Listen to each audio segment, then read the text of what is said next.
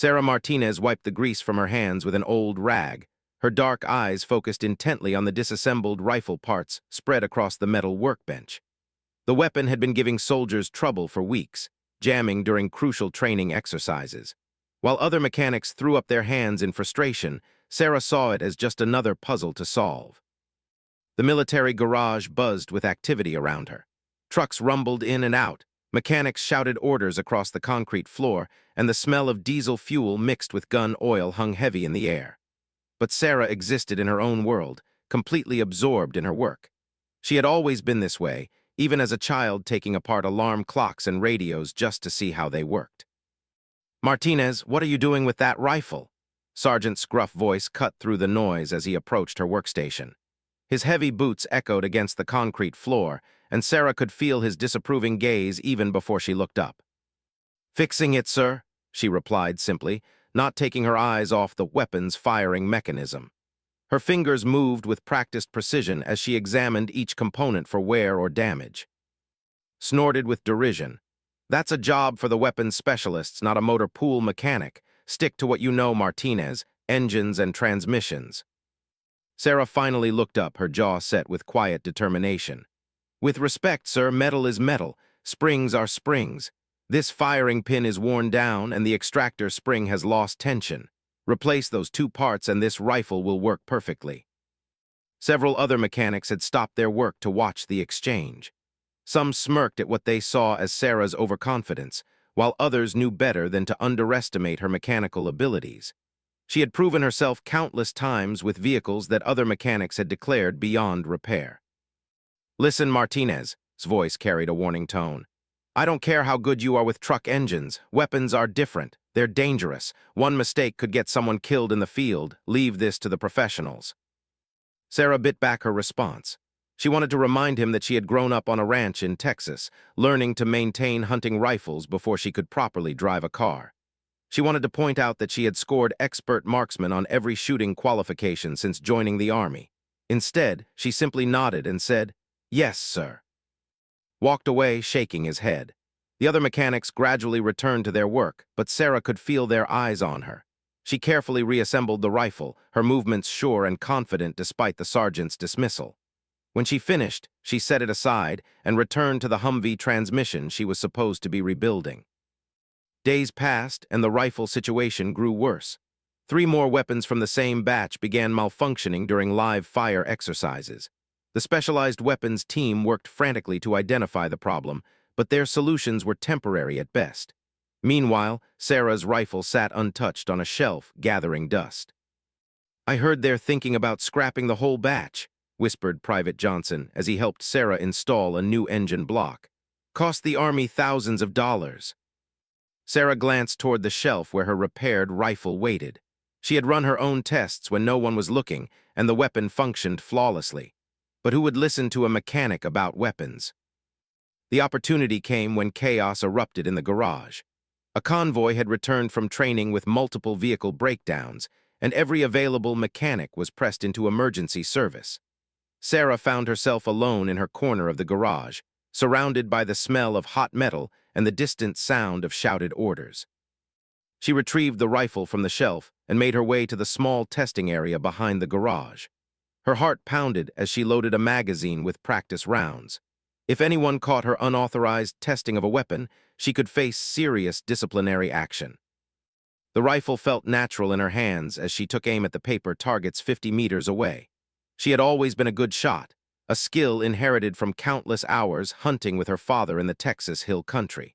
But this was about more than marksmanship. This was about proving that good engineering principles applied regardless of whether you were fixing a carburetor or a firing mechanism. She squeezed the trigger steadily, and the rifle fired smoothly. No jam, no hesitation. She fired again and again, working through the entire magazine without a single malfunction. The weapon that had frustrated an entire team of specialists now performed exactly as designed. "What do you think you're doing?" Sarah's blood ran cold. She turned slowly to see Sergeant striding toward her, his face red with anger. Behind him walked 2 other non-commissioned officers, their expressions ranging from confusion to outright hostility. "Sir, I was just—" You were just testing a weapon without authorization, interrupted. Do you have any idea how serious this is? You could be court-martialed for this kind of stunt. Sarah stood at attention, the rifle held properly at her side. The weapon is functioning correctly now, sir. I replaced the worn components I identified earlier. I don't care if you fixed it or broke it, snapped. You had no business touching that rifle. You're not qualified, you're not authorized, and you just violated about 6 different regulations. One of the other sergeants stepped forward. What's your name, soldier? Martinez, Sarah, Specialist Motor Pool Division. Well, Specialist Martinez, you just bought yourself a world of trouble.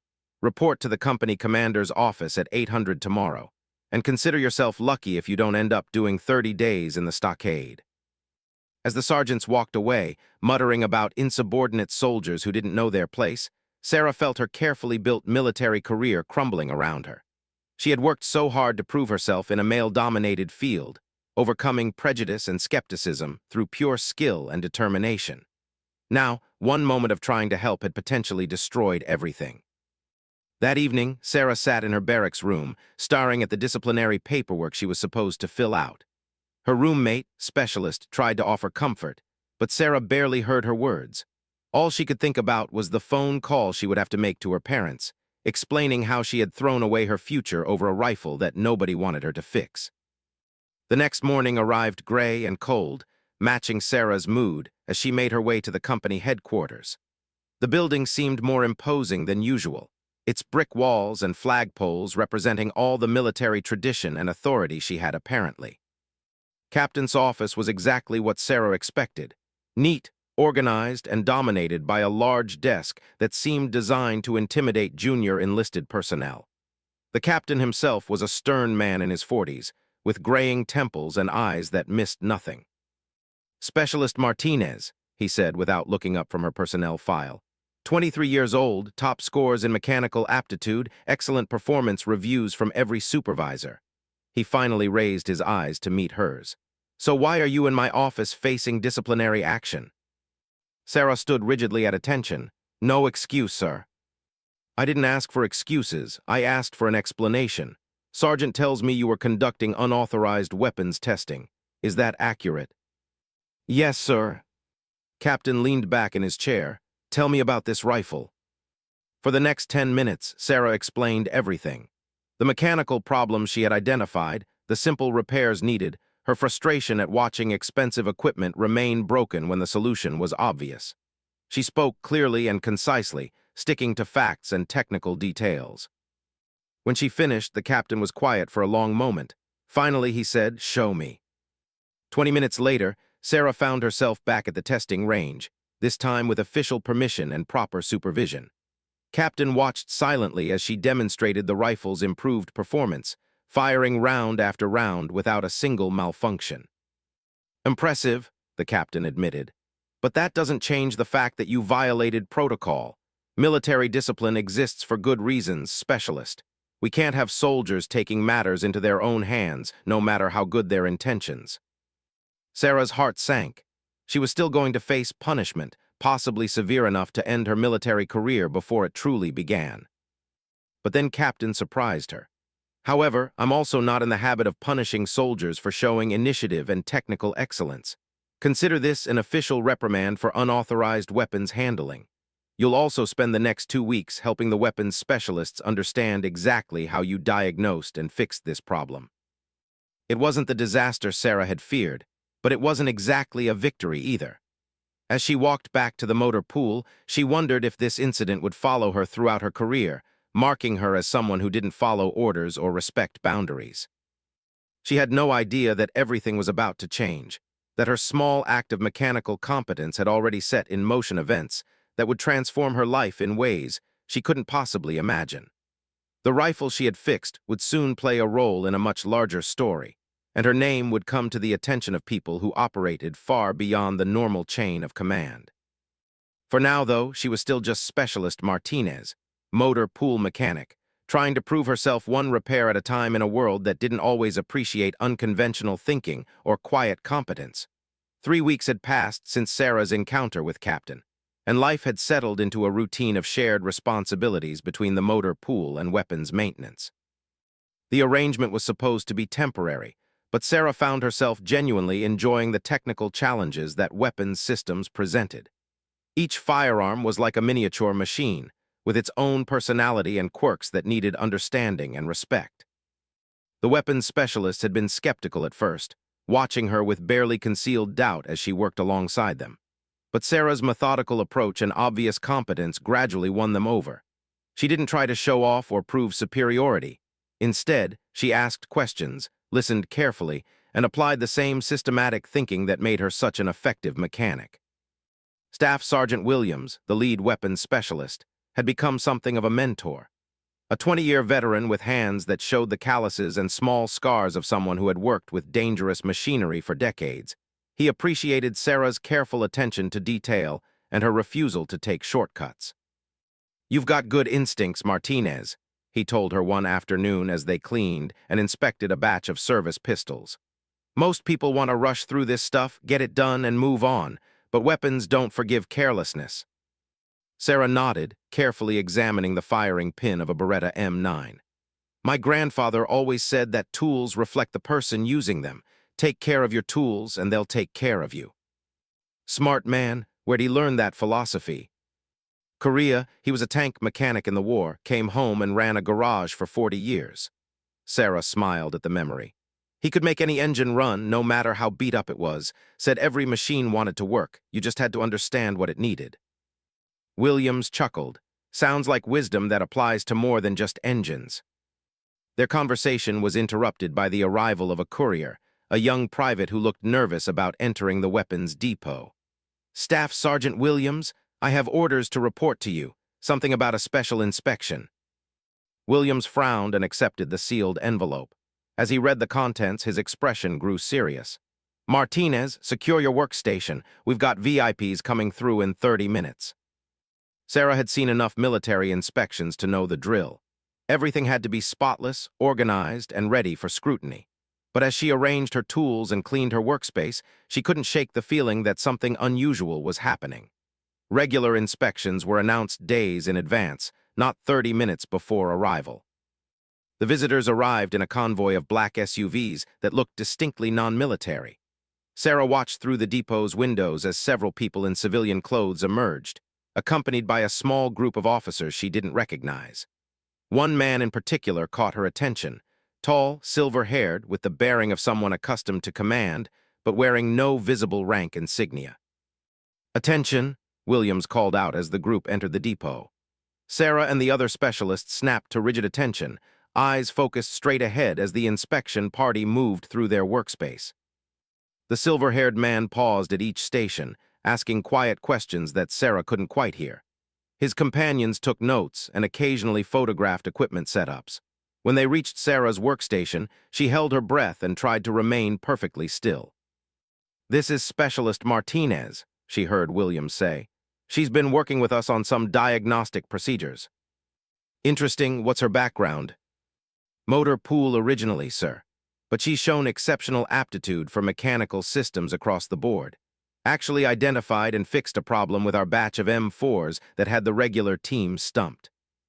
Sarah felt the weight of scrutiny as the group examined her workspace. Her tools were arranged with military precision, each component clean and properly maintained.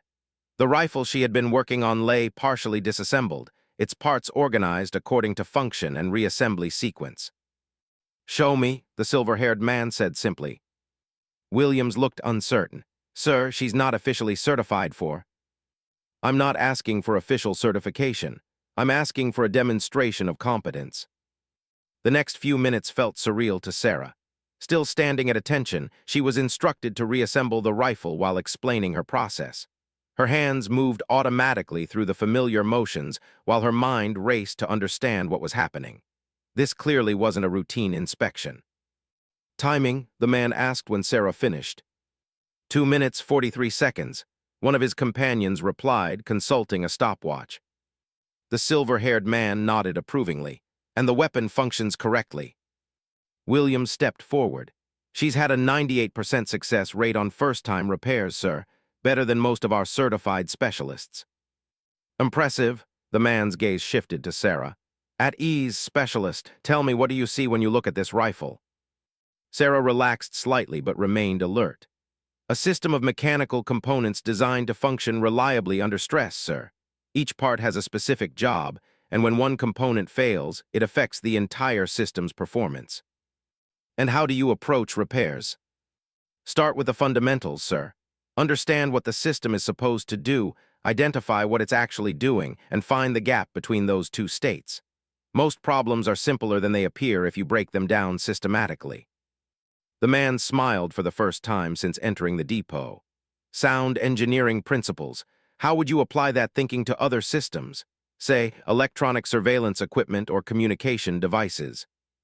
Sarah considered the question carefully. The same logic applies, sir. Whether it's mechanical, electronic, or hydraulic, every system has inputs, processes, and outputs. Find where the breakdown occurs, and you can usually determine what needs fixing. Even systems you've never worked on before. Yes, sir. Learning the specifics takes time, but the diagnostic approach remains consistent. Understand the theory, examine the reality, identify the discrepancy. The group exchanged glances that seemed to carry meaning Sarah couldn't interpret. The silver-haired man made a note in a small notebook before turning back to Williams. Thank you, Staff Sergeant. This has been very educational. He looked once more at Sarah. Specialist Martinez, you may find your current assignment changing soon. Be prepared for new opportunities. After the visitors left, the depot fell into an uneasy quiet. Sarah returned to her work, but her mind kept replaying the conversation. Williams seemed thoughtful, occasionally glancing in her direction with an expression she couldn't read. Who were those people? Sarah finally asked during a break. Williams shook his head slowly. Above my pay grade, Martinez, but I will say this. When people like that start asking questions about specific soldiers, it usually means something big is brewing. That evening, Sarah called her parents from the base phone center. She found herself editing the conversation carefully, mentioning the unusual inspection but downplaying its significance. How could she explain something she didn't understand herself? You sound different, her mother observed near the end of their call. Worried about something. Not worried exactly, just uncertain. Things might be changing, but I don't know how yet. Change can be good. Her father's voice joined the conversation as he picked up the kitchen extension. Your grandfather always said that when the army starts paying special attention to you, it's either very good or very bad. But knowing you, I'm betting on good.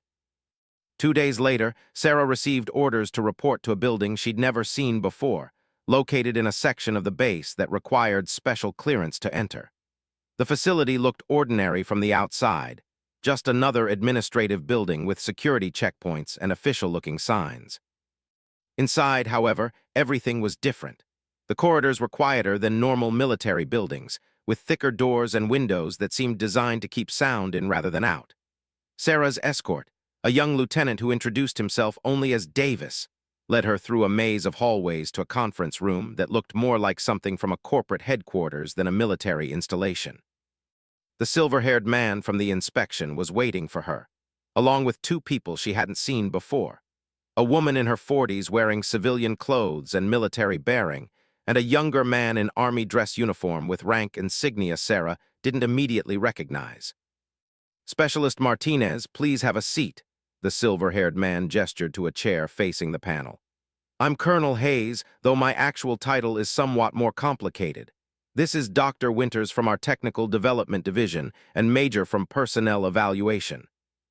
Sarah sat down, trying to project calm confidence despite her racing pulse. Sir. Relax, Specialist. You're not in trouble. In fact, quite the opposite. We're here to discuss an opportunity that might interest you.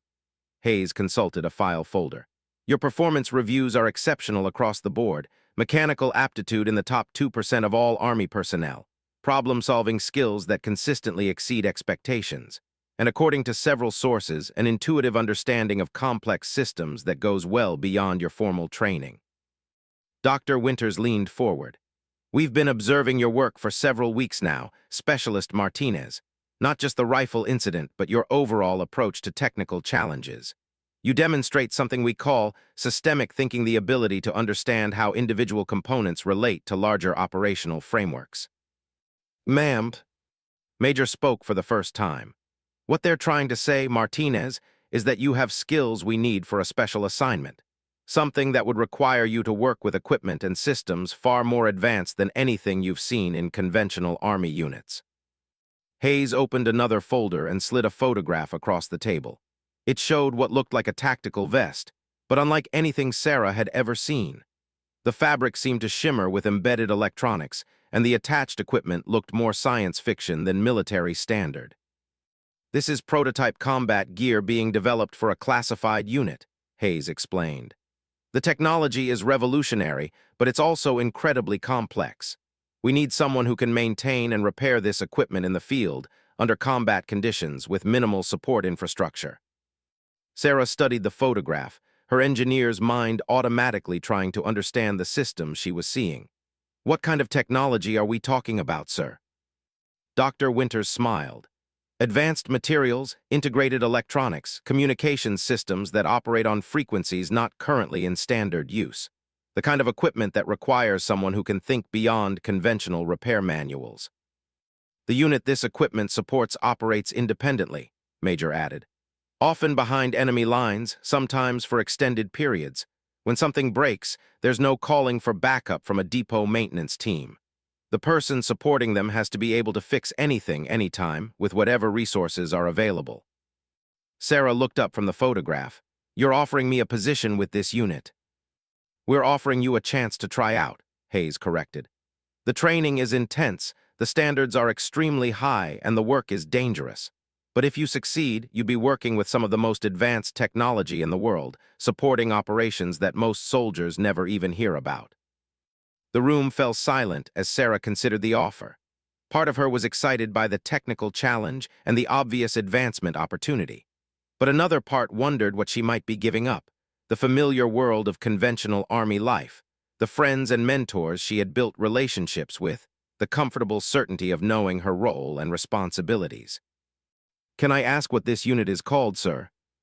Hayes and his colleagues exchanged a look. Finally, he said, That's information you'd receive during orientation if you're selected, but I will tell you this. The soldiers in this unit are among the elite of the elite. The work they do saves lives and protects national security in ways that never make the news. Dr. Winters added, The technical systems you'd be working with represent the cutting edge of military engineering. Some of it is so advanced that civilian industry won't see similar technology for decades. Sarah realized this was the opportunity she had been unconsciously preparing for her entire life. Every engine she had rebuilt, every system she had diagnosed, every challenge she had overcome had been leading to this moment. The scared part of her mind pointed out all the risks and uncertainties, but the engineer in her was already excited about systems she couldn't yet imagine. When would this start, sir? Immediately, Hayes replied. If you accept, you'll ship out tomorrow for initial evaluation. The process takes about 6 weeks, and I should warn you, the washout rate is significant. Most candidates don't make it through the full program. Sarah thought about her parents, her friends in the motor pool, the life she had been building. Then she thought about the rifle she had fixed, the satisfaction of solving problems that stumped others, and the photograph of equipment that represented challenges beyond anything she had ever encountered. I'll do it, sir. Hayes nodded with what might have been approval. Report to Building 847 at 500 tomorrow. Bring only essential personal items. Everything else you need will be provided. He stood up, extending his hand. Good luck, Specialist Martinez. Something tells me you're going to need it. As Sarah walked back across the base that evening, she realized she had no idea what she had just committed herself to. But for the first time since joining the Army, she felt like she was moving toward something that would truly test everything she was capable of becoming. 6 weeks later, Sarah stood in the equipment bay of a facility that officially didn't exist, wearing the same type of advanced tactical vest she had seen in that photograph months ago. The training had been everything Colonel Hayes had warned her about and more, a grueling combination of technical education, physical conditioning, and psychological evaluation that had eliminated 2/3 of the candidates who started alongside her. The vest felt strange against her body, lighter than it should be given the amount of technology integrated into its systems. Microprocessors hummed quietly near her shoulders, and the heads-up display in her tactical glasses showed readouts that would have been impossible to imagine in conventional Army equipment. Every component of her gear was connected to every other component, creating a network of capabilities that transformed a single soldier into something far more formidable. "Final equipment check, Martinez," called Master Sergeant, the grizzled veteran who had overseen the technical portion of her training. Despite his intimidating reputation, had become something of a mentor, recognizing in Sarah the same systematic thinking that had made him legendary among military technicians. Sarah ran through the diagnostic routine she had memorized, her fingers dancing across control surfaces that responded to touch, pressure, and even bioelectric feedback from her nervous system. Every system showed green across the board: communications, navigation, environmental monitoring, defensive countermeasures, and weapons integration all functioning within optimal parameters. "Looks good, Sergeant," she reported. Though part of her still marveled at the sophistication of the equipment she was now qualified to maintain and operate. Nodded approvingly. "Remember, Martinez, all this fancy technology is worthless if the fundamentals aren't solid. Your job isn't to be impressed by the gear, it's to make sure it works when lives depend on it." The training facility had been unlike anything Sarah had experienced in conventional army schools. Instead of classrooms and standard military instruction, she had worked in laboratories alongside civilian scientists, learned electronics from engineers who had designed systems that wouldn't exist in the public sector for decades, and trained with weapons specialists whose backgrounds were so classified that she knew them only by first names. The other candidates who had survived the selection process were equally impressive in their own specialties. There was a communications expert who could make radio contact across impossible distances using equipment he had built himself. Jennifer, a medic whose knowledge of battlefield medicine bordered on the supernatural.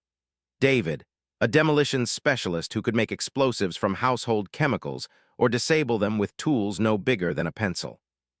But Sarah had found her own niche as the person who could fix anything that broke, adapt any system that wasn't working correctly, and solve mechanical or electronic problems that stumped experts with decades more experience.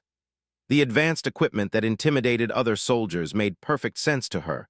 Complex, certainly, but following logical principles that her engineering mind could understand and work with. "Attention!" His voice cut through the quiet conversation as Colonel Hayes entered the equipment bay, accompanied by the same silver-haired man Sarah now knew as General, no relation to the captain she had encountered months ago during the rifle incident that had started this entire journey. The assembled soldiers came to attention, but Sarah noticed that the atmosphere was different from conventional military units. There was respect for rank and chain of command, but also a sense of professional equality that came from knowing that everyone present had earned their place through demonstrated competence rather than simple adherence to military protocol. "At ease," General said, his voice carrying the authority of someone who had spent decades making decisions that affected national security. "Today marks the completion of your initial training and the beginning of your assignment to Kraken Unit." Kraken Unit. Sarah had heard rumors and fragments during training, but this was the first time the unit's designation had been officially confirmed. The name itself suggested something powerful and mysterious, operating in depths that conventional forces couldn't reach.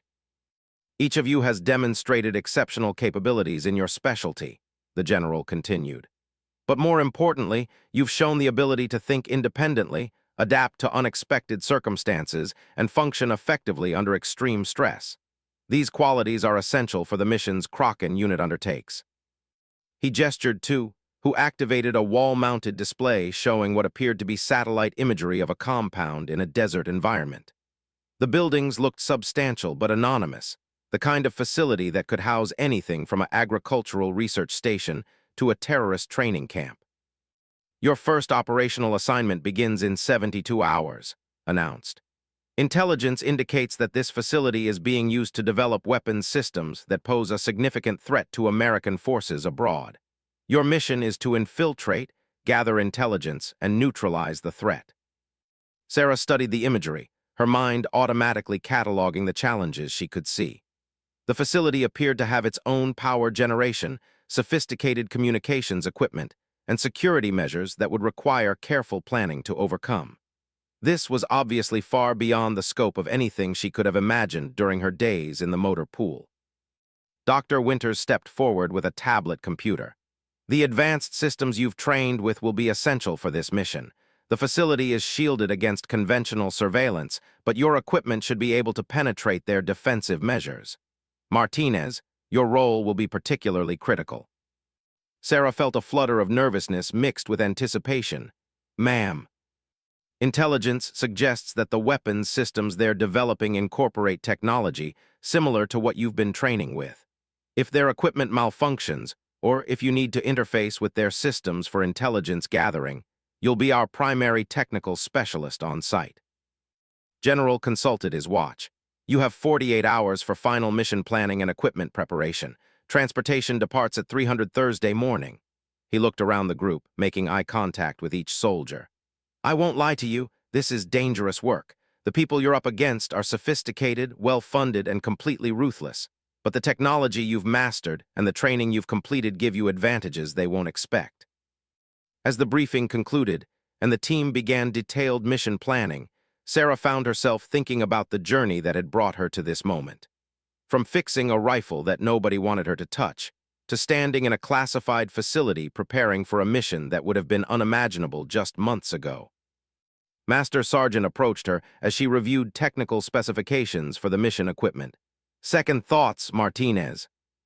Sarah looked up from the tablet displaying schematics for surveillance devices that looked more like science fiction props than military hardware. No, Sergeant.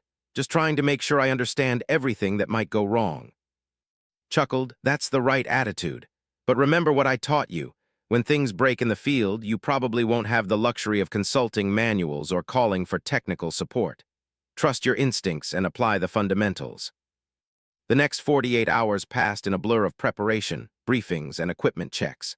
Sarah memorized building layouts, studied photographs of target personnel, and ran through endless simulations of scenarios they might encounter. The technology she would be carrying was worth more than most people earned in a lifetime, but it was the responsibility that weighed on her most heavily. Thursday morning arrived gray and cold, with a drizzle that made the tarmac slick and treacherous. The aircraft waiting for them was unlike anything Sarah had seen, sleek, angular, and obviously designed for stealth rather than comfort. As she climbed aboard with her teammates, she realized that there was no turning back from whatever came next. During the flight, reviewed communication protocols, while Jennifer checked medical supplies that looked more like space-age chemistry sets than conventional first aid equipment.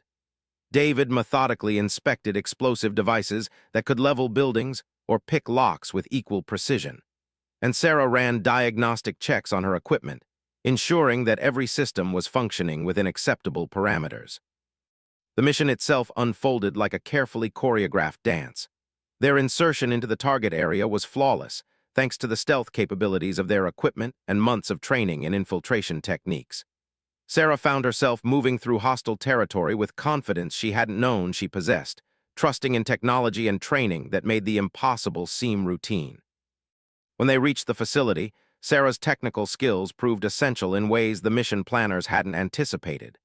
The security systems were indeed more sophisticated than intelligence had indicated, incorporating defensive measures that would have stopped conventional forces completely.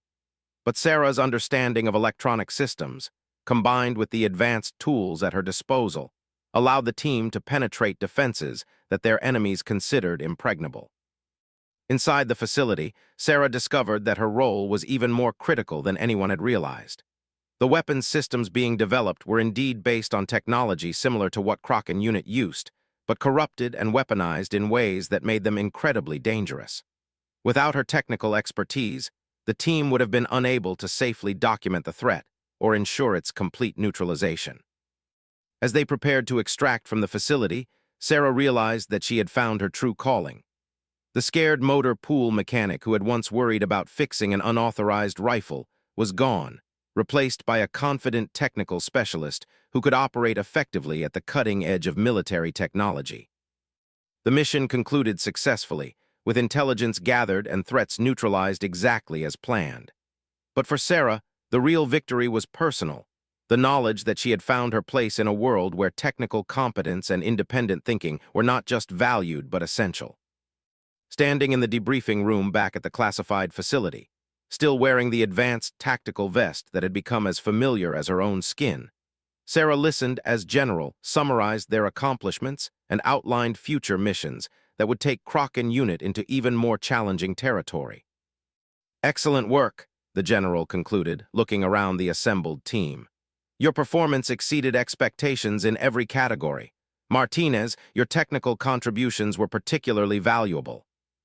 Sarah felt a surge of pride and satisfaction that was deeper than any recognition she had received in conventional Army service. This wasn't about following orders or meeting standardized expectations. This was about using her unique capabilities to accomplish missions that mattered in ways she was only beginning to understand. As the team dispersed to rest and prepare for their next assignment, Sarah reflected on the path that had brought her here. Every mechanical problem she had solved, every system she had understood, every moment of frustration with people who couldn't see beyond conventional thinking had been preparation for this role. She was no longer just Specialist Martinez from the motor pool. She was a member of Kraken unit, guardian of technology that existed at the intersection of scientific advancement and national security, ready to face challenges that most soldiers would never encounter and equipped with capabilities that would have been impossible to imagine when she first picked up that problematic rifle months ago. The future stretched ahead, full of missions and technologies and opportunities that she couldn't yet envision. But Sarah faced it with the confidence of someone who had found her true calling, supported by equipment and training that represented the pinnacle of human achievement, surrounded by teammates who shared her commitment to excellence and service. In a world growing more complex and dangerous every day, Kraken unit stood ready to meet threats that conventional forces couldn't handle, protecting freedoms that most people took for granted, operating in shadows that kept the light safe for everyone else. And Sarah Martinez, the mechanic who had once been told to stick to engines and transmissions, had found her place at the very center of that vital mission, where technical excellence and courage combined to defend everything she had sworn to protect.